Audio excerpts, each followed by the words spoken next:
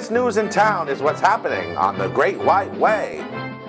With new shows galore and a cavalcade of stars descending on Gotham, Broadway is Boomtown.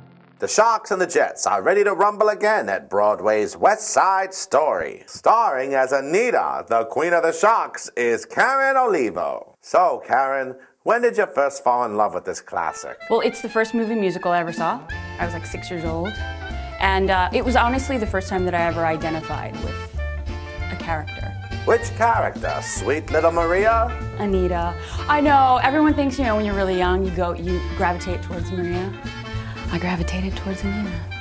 Ah, Anita, the feisty one. Tell me about her. She's from Puerto Rico, native of Puerto Rico, and she's moved to New York and she's decided to make it her home. She's one of the few of her group that have decided that where she is where she needs to be and where she wants to stay. I think a lot of people, a lot of the Sharks are homesick.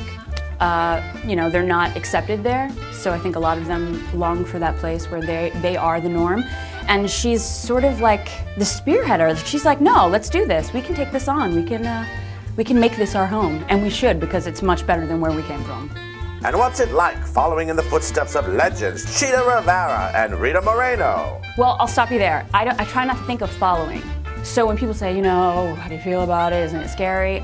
I think it would have been scary if I was trying to do, a copy of anything that I've ever seen before.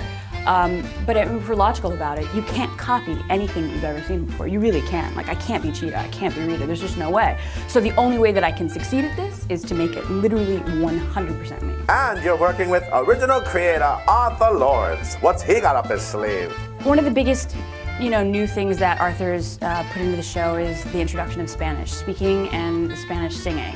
And, the one thing about this production, seeing it when I was really young and being, Puerto Rican, you always sort of longed for your story to be told. It's one-sided for the most part when you see the stage production or any other production other than ours. And this is the first time you actually get to see the other side of the coin. And I think that that's not only, it makes the story broader, but it's like, it gives those people who love West Side Story, you get to see it in a different way. You get to see it from another perspective. Everybody loves this show, Karen. What makes it work? I personally think it might be one of the best musicals I've ever written. You jammed a couple of geniuses together and you made them make something. Bernstein was a genius, Robbins was a genius, Lawrence, they're a genius, Simon. And it's one of the one times that everyone sort of pulls up their end and they made something gorgeous. This gal knows gorgeous. See West Side Story at the Palace Theater.